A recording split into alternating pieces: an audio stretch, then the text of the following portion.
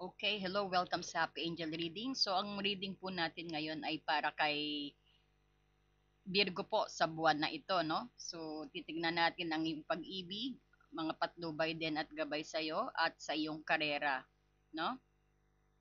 So, kung bago ka sa ating channel, don't forget to subscribe.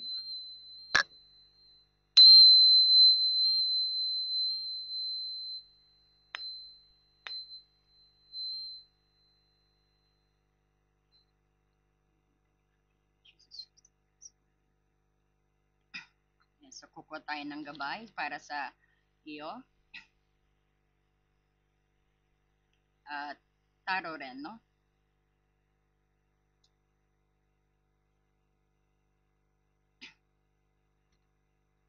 Okay, sweet guys.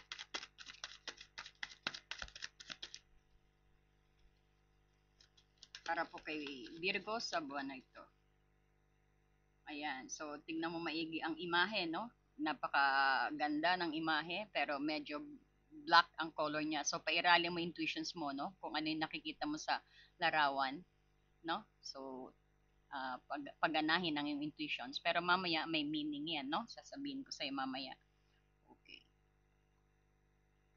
Para po kay Virgo sa kanyang pag-ibig, no? At saka guidance din. Kukuha din tayo para sa career. Guidance para sa career po. Guidance para sa career. Oops. Guidance para sa career. Ayan. Am I apologizing for myself? So, mamaya explain po natin yan. So, let's get na po sa Virgo. Sa iyong pag-ibig, unahin natin, syempre. Thank you po sa mga nag-subscribe at sa hindi pa po nagsusubscribe. Subscribe po kayo at marami po kayong matututong aral dito at magagabayan ko po kayo, no? At make sure po hit the notifications bell kasi nagla-live po kami. May pagkakataon po kayong magtanong doon. Okay. Thank you for it. And Jesus, para po kay Virgo, sa kanyang pag-ibig, ang mga gabay po, para po kay Virgo. Oops. Ayan. High Priestess in reverse. So, nakaharap po sa akin ang baraha para epektibo ko po, no? Mabasa ang inyong basa. So, may temperance ka, upright.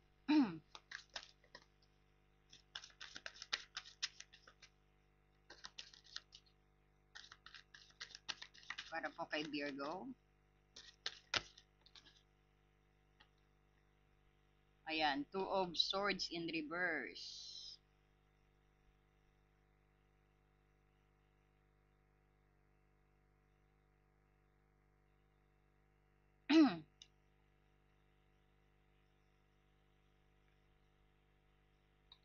Kuha tayo sa iyong career, no?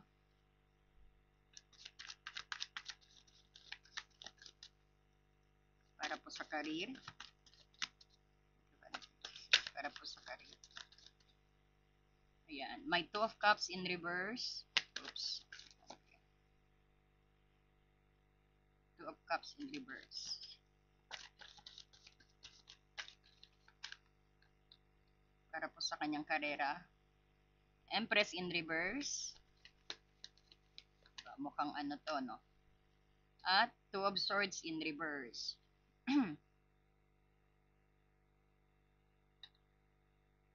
So, nakita natin, no, batay sa mga baraha mo lumabas, ang High Priestess in reverse, Temperance, at Page of Swords. Parang ito yung general reading mo, no, sa when it comes sa pag-ibig. So, itong buwan na to, ang High Priestess reverse, kasi parang maaring may mga nararamdaman kang pang-aalinlangan o hindi mo pa alam yung buong katotohanan sa isang sitwasyon, no? May posibilidad ng iyong intuition ay hindi malinaw. o sadyang hindi mo ito pinapakinggan. Actually, sa halip na magtiwala ka sa isang panloob ng yung sa iyong panloob na pakiramdam, baka mas nakatuon ka sa mga panlabas na opinyon ng ibang tao or sabihin natin sa mga maling-maling at hindi kumpletong impormasyon, baka doon ka naniniwala sa buwan na ito. So, mahalagang maging maingat sa mga desisyong gagawin sa buwan na ito, lalo na kung ito ay batay lamang sa chismis o sabi-sabi lang, pag-isipan mo muna bago mo kumprontahin ang dapat mong kumprontahin. Ito yung sabing parang medyo padalos-dalos ka dahil baka biglang biglang magsimula ang pag-aaway ninyo ng partner mo, no? Kasi dahil may narinig ka, hindi mo na actually hindi mo na sinearch kung tama ba 'yun, totoo ba 'yan, no? Na medyo nakikinig ka sa buwan nito, medyo mas naniniwala ka sa ibang tao kaysa yung sa talagang totoong nakikita at nararamdaman mo sa partner mo o sa girlfriend mo o sa boyfriend mo, no? So, medyo prone ang mga chismis at maingay ang iyong kapaligiran. So medyo parang naguguluhan ka, no? And then buti na lang may temperance ka rito, no? Katabi ng kasi napakamagandang to, ang barahang ito actually at the present moment, parang ito yung nagbibigay ng paalala sa iyo na maghanap ng para maging balanse 'yan. At parang unity sa inyong relasyon, kailangan pairalin 'yan sa buwan na ito, no?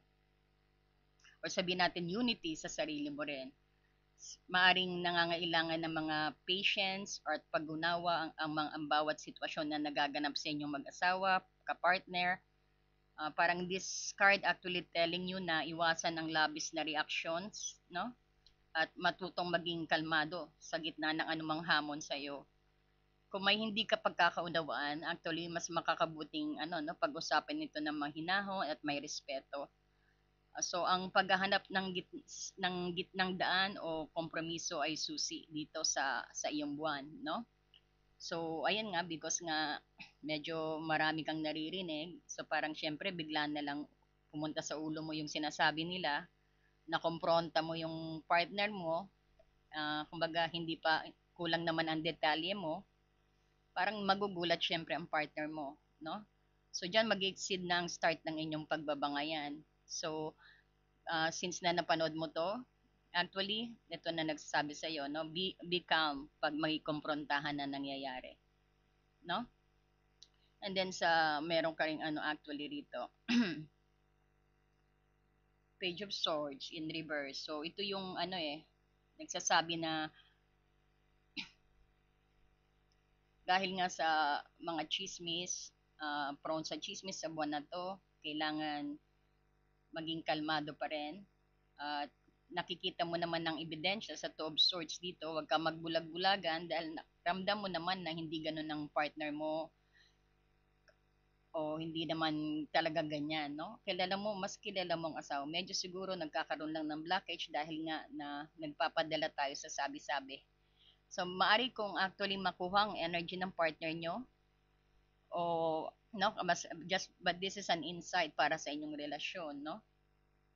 So ito yung Page of Swords dito, ito yung medyo nakikita mo na nga yung o kilala mo, kaya lang minsan nagkakaroon ng takip pag pagod tayo siguro, pag medyo napipikon tayo, naririnig ang mga chismis sa kapitbahay o sa people around you, talagang normal naman na reaction yan. Pero maging kalmado at mag-research.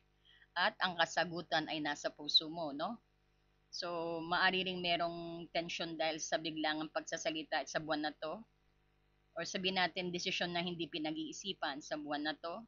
So, sa ilang pagkakataon, ito ay actually nagbababala sa iyo tungkol sa maling pag-unawa o sa mga chismis, no? Dahil sinasabi na ng Two of Swords in reverse dito na maaring maging sanhi ng gulo. So, mag-ingat sa mga sinasabi at tiyakin na ang anumang impormasyong ibibigay o tatanggapin ay totoo at kompleto, no? Mr. and Mrs. Virgo, no? Yan ang isaalang-alang natin, no? So, dapat pag-isipan ng mga desisyon, huwag magmadali sa mga desisyon, okay? At lalo na kung ang basehan mo ay hindi malinaw o hindi ka sigurado. So, pakinggan muna ang iyong intuition. Pero tiyakin ding may sapat kang impormasyon, okay? So, kasi parang nakabalita ka ng chismis na yan, biglang umusok yung ilong mo eh. Parang ganon, napigon ka. So, try to stay calm, no? Mag-research. So, panatilihin din ang balance dahil ang temperance. Handa ka bang makipagkompromiso? Kung may mga pagsubok sa relasyon, sikaping manatiling mahinahon at hanapin ang unity within yourself, no? Be composed pa rin, ayan, para pogi points at saka ganda points, no? So, importante din maging tapat at malinaw, no? Ingatan ang iyong mga salita, iwasan mga chismis at tiyakin ng iyong komunikasyon ay tapat at direkta. Kung may gustong sabihin, sabihin ito ng may paggalang at bukas na isipan, no? Wag yung salitang mga ano, no? So dapat pag kayong mag-asawa mag-usap mahinahon. Heart to heart conversation, no? At actually itong sa'yo magandang pagkakataon nito upang linawin yung mga bagay-bagay at lalo yung palakasin ang pundasyon ng inyong relasyon. Kasi normal naman din ang argumento, ang diskusyon sa relasyon. Yan actually ay nagpapaano sa inyo no? Nagpapa-strong ng inyong relationship, no?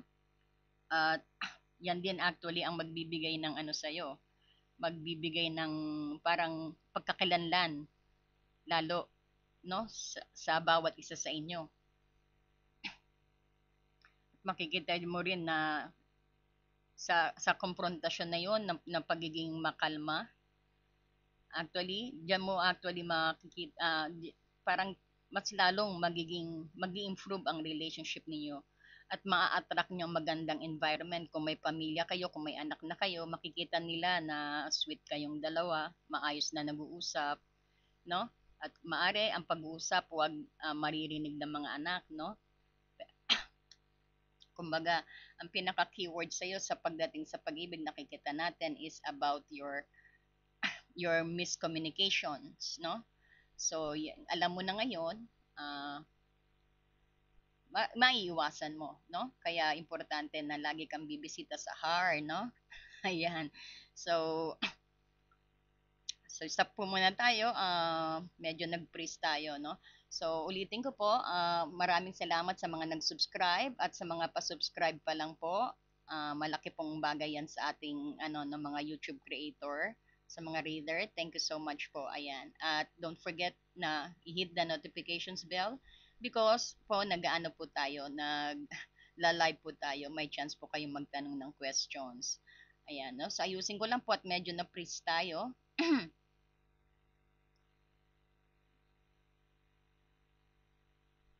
So, ang next po natin ay ang no? Ayusin ko lang po, no? Medyo nag-freeze, pasensya na. Kasi ito po, hindi po edited talagang pagbasa ko, upload ka agad. So, ngayon, tinatanggal ko lang ang sounds, no? Ayan, so ito, ang iyong love, forgiveness daw. Nakita mo, no? Yung picture, medyo, ang babae doon, medyo nakasimangot. Hindi naman nakasimangot, malungkot. Or parang may dapat kayong ayusin talaga sa na dito. Parang dapat may kapatawaran dito, no? Makikita mo. Ang mensahe nito is forgiveness, pagpapatawad. So, stop focusing your energy on past event. For life is too precious to waste.